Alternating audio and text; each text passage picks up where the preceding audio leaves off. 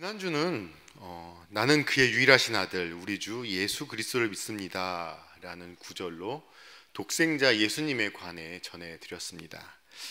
예수님은 단순히 하나라는 숫자적 의미를 넘어서 예수님과 하나님은 본질적으로 동일하시며 예수님이 곧 하나님 자신이심을 인정하신 것입니다. 그리고 독생자라는 표현은 유일무이한, 그러니까 비교할 수 없는 본질적으로 하나뿐인 존재라는 뜻으로 예수님은 피조물이 아니라 하나님의 본질에서 나신 하나님 사랑의 본체이십니다. 하나님께서는 독생자를 우리에게 보내심으로 그 크신 사랑을 확증하셨죠. 예수님을 믿는 자는 죄로 인해 끊어졌던 하나님과의 관계가 회복되어 영생을 얻습니다. 여기서 영생은 단순히 죽지 않고 영원히 사는 것을 넘어서 예수님과 함께, 하나님과 함께 천국에서 영원히 사는 복된 삶을 의미합니다. 반대로 예수님 없이 영원히 사는 것은 영원한 죽음, 영벌을 받는 것이죠. 그런데 중요한 것은 이 영생이 우리의 육신이 죽음을 맞이한 후에 시작되는 것이 아니라 예수님을 믿는 순간 이미 시작됐고 지금 우리는 이미 영생을 누리고 있는 것이고 예수님과 함께 천국 백성으로 새로운 피조물로 살아가고 있습니다. 그래서 우리는 독생자 예수님을 믿는다라는 그 고백이 단순히 입술로만의 고백이 아니라 예수님을 나의 구주요 하나님의 아들로 마음 깊이 영접하고 그 말씀에 순종하며 살아가겠다는 그 삶의 결단의 고백이라는 것을, 또 이를 통해서 과거의 굴레에서 벗어나 새로운 피조물로서 지금부터 주님과 함께 영생을 풍성히 누리시며 살아가신다는 것을 지난주에 전해드렸습니다. 오늘은 사도신경 중 그는 성령으로 잉태되어 동정녀 마리아에게서 나시고 본디오 빌라도에게 고난을 받아 십자가에 못 박혀 죽으시고, 이 두 구절을 전해드릴 텐데요. 예수님이 이 땅에 태어나시고 우리와 함께 보내신 공생애와 십자가에 달리신 부분이시죠. 이 속에서 우리를 향한 하나님의 깊은 사랑과 구원의 여정이 압축되어 있는 두 구절입니다. 그럼 오늘은 이 두 구절을 따라서 하늘에서 시작돼서 십자가로 이어지는 하나님 사랑의 발걸음을 한번 따라가 보도록 하겠습니다. 예수님은 성령으로 잉태되어 동정녀 마리아에게서 나셨습니다. 초자연적인 사건이고 창조주 하나님께서 인간의 몸으로 오신 기적인 사건인 것이죠. 그런데 대체 왜 하나님께서 인간이 되셔야 하셨을까요? 궁금하지 않으신가요? 이건 도저히 불가능한 일이거든요. 하지만 대답은 분명합니다. 하나님께서 우리와 함께 하시기 위해서입니다. 이사야 7장 14절을 보시면요, 보십시오, 처녀가 잉태하여 아들을 낳을 것이며 그가 그의 이름을 임마누엘이라고 할 것입니다. 임마누엘, 하나님의 약속을 지키기 위해서 인간이 되신 것이에요. 우리를 너무 사랑하셔서 우리와 함께 계시고 싶어서 인간의 몸으로 오신 것이죠. 그런데 하나님께서 우리와 함께 하시기 위해서는 먼저 우리의 믿음과 순종이 필요합니다. 마리아의 믿음과 순종이 없었다면 하나님께서 성육신을 통해 이 땅에 오실 수 있었을까요? 물론 하나님의 약속과 계획은 반드시 성취되기 때문에 마리아가 싫다고 안 된다고 거절했다 하더라도 다른 사람을 통해서 이루셨을 수 있겠죠. 하지만 중요한 것은 하나님께서 계획한 순간들이 우리의 삶 가운데도 있다는 것입니다. 하나님이 마리아를 택하셨을 때 순종하고 그 하나님의 뜻이 마리아의 순종을 통해서 이루어졌듯이 하나님께서도 우리 성도님들을 택하셨을 때 마리아와 같은 순종을 통해서 하나님의 뜻이 우리를 통해서 이루어지게 해드려야 한다는 것입니다. 우리는 살다 보면 종종 하나님의 뜻을 이해하기 어려울 때가 있습니다. 그런데 우리가 아무리 이해하기 어려워도 마리아보다 이해하기 어려운 상황이 있을 수 있을까요? 세상에 처녀의 몸에 성령으로 아기가 생긴다는 건 이건 도대체 말이 안 되는 사건입니다. 그럼에도 불구하고 마리아는 아무 말 없이 순종했습니다. 그리고 요셉도 보시면요, 뜬금없이 천사가 나타나서 그런 마리아를 아내로 맞으라는 그런 메시지를 전했습니다. 이렇듯 우리의 삶에도 예기치 않은 하나님의 개입이 일어날 수 있고, 그런데 그 개입이 축복과 회복으로 이어진다는 것이죠. 우리는 마리아와 요셉의 순종을 통해서 참된 하나님을 신뢰하고 순종하는 법을 배우고, 이로 인해서 더욱 경건하게 살고 주님의 길을 따르게 되는 것입니다. 이 모든 것은 예언이 이루어지기 위함입니다. 하나님의 약속은 반드시 성취됩니다. 희망을 버리지 마십시오. 우리가 믿음을 지켜가는 동안에 우리는 하나님의 약속이 이루어질 때까지 인내하는 법을 배워야 할지도 모릅니다. 우리를 구원하기 위해서 하나님이 사람이 되어서 이 땅에 오신 것이 성육신입니다. 그런데 구원조차도 하나님이 우리와 함께하기 위해 구원해 주신 것이고, 우리와 함께하기 원하시는 하나님이 우리를 가장 잘 이해하신다는 거예요. 또 중요한 것은 임마누엘 하나님, 우리와 함께하기 원하시는 하나님이 지금도 우리와 함께 계시고, 그 하나님이 우리 삶 속에서 인도해 주시고 위로를 주신다는 것이죠. 하나님은 우리 인간의 삶과 고통을 이론으로만, 그분의 머리로만 이해하시고, 내가 만든 사람이 이렇게 힘들겠지? 그냥 그 정도로 생각하시는 분이 아니세요. 우리 인간의 삶을 직접 체험하셨고 함께 하시는 분이 되신 겁니다. 그분은 눈물을 흘리셨고 피곤하셨고 버림받으셨고 아프셨습니다.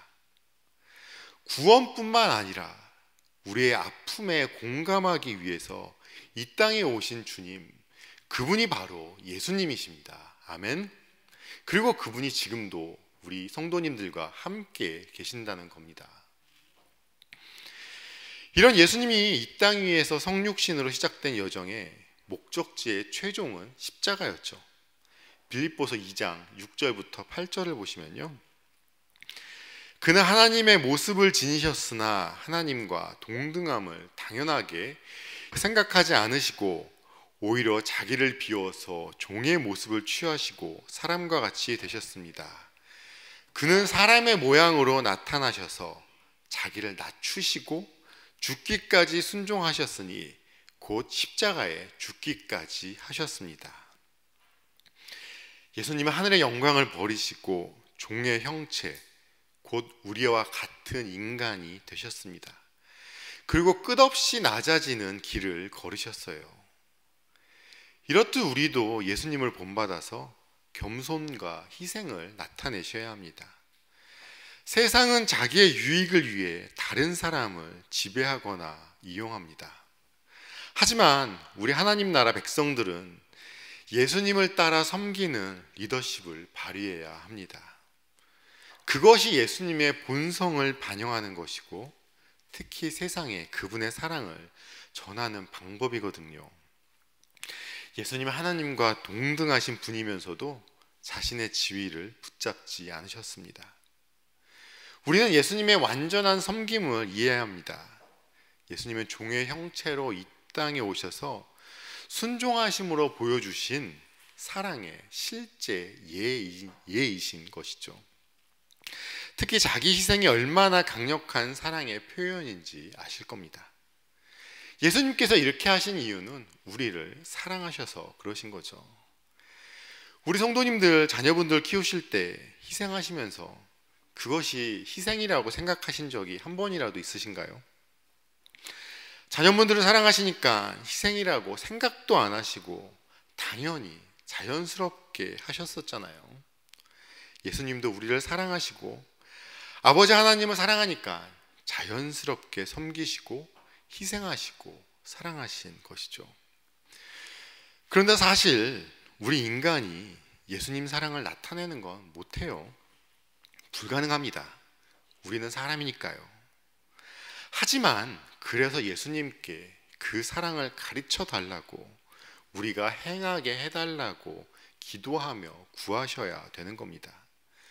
우리는 할 수 없지만 예수님께 구하고 예수님께서 주시는 그 사랑으로 사랑을 실천하면 그것이 바로 하나님의 영광을 드러내는 삶인 것입니다. 우리를 사랑하셔서 이 땅에 오셔서 낮아지신 예수님, 그 예수님 사랑의 절정이 바로 십자가입니다. 이 길은 누군가가 강요한 길이 아니라 자발적인 사랑의 발걸음이셨죠. 우리를 구원하시기 위해서, 우리를 섬기시기 위해서 하나님은 스스로 낮아지신 것입니다. 그 사랑의 끝에서 우리는 십자가를 만나게 되는 것이죠. 본디오 빌라도에게 고난을 받아 십자가에 못 박혀 죽으시고, 이 고백은 한 사람의 죽음이 억울한 죽음이 아니라 우리를 위한 하나님의 희생이었음을 선포합니다.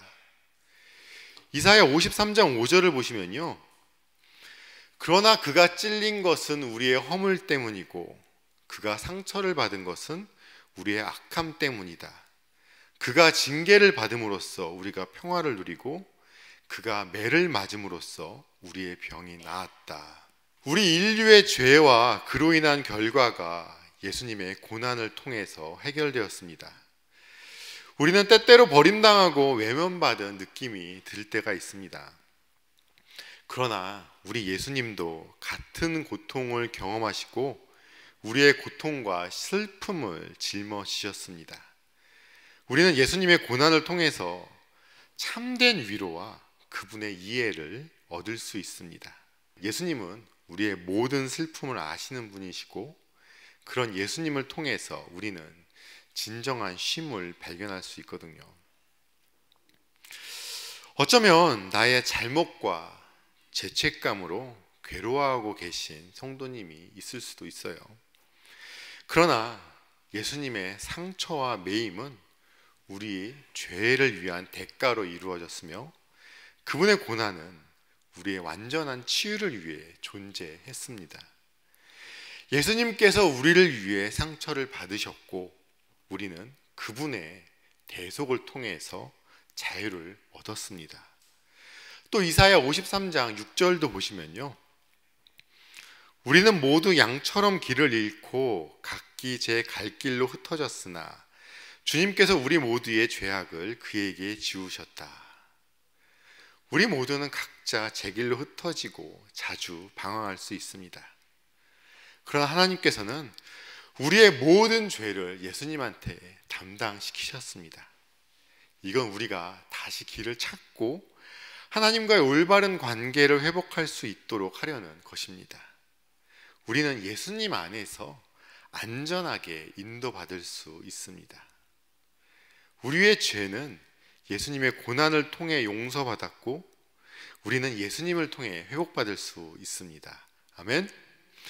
그래서 우리는 나의 약함과 고난 속에서도 하나님의 은혜를 경험할 수 있는 것입니다. 예수님께서 나의 죄를 대신해서 채찍을 맞으시고 가시면류관을 쓰시고 못 박혀 죽으셨습니다. 십자가는 이렇듯 단순한 형벌이 아닙니다. 하나님의 사랑이 가장 구체적으로 드러난 곳이고 우리의 죄가 사라지는 은혜의 장소입니다. 나의 죄를 대신해서 예수님이 십자가를 지셨습니다. 다른 것 바라보지 마시고 십자가만 바라보십시오. 갈라디아서 6장 14절을 보시면요, 내게는 우리 주 예수 그리스도의 십자가 밖에는 자랑할 것이 아무것도 없습니다. 십자가는 우리에게 유일한 자랑거리며 구원의 근거입니다. 우리가 십자가를 자랑한다는 것은 나의 모든 것을 하나님께 받은 선물로 여기고 오직 하나님과 그리스도의 구원만 자랑하는 것입니다. 말씀을 맺으려고 하는데요, 하나님은 우리를 위해서 하늘을 떠나서 땅으로 오셔서 말구유에서 태어나시고 십자가에서 삶을 마치셨습니다. 영광의 자리에서 고난의 자리로 내려오셨습니다. 그 이유는 단 하나죠. 우리를 사랑하셨기 때문입니다. 이런 하나님의 성육신은 고난 속에서도 하나님과의 관계를 회복하고 회복의 길을 우리에게 열어줍니다. 우리와 함께하기 원하시는 하나님이 우리를 구원하시기 위해 인간의 몸으로 오신 사건이 성령으로 잉태되신 성육신 사건입니다. 우리 사랑하는 마지lik교회 성도님들께서는 이 사랑을 얼마나 이해하고 계시고 어떻게 반응을 하고 계시나요?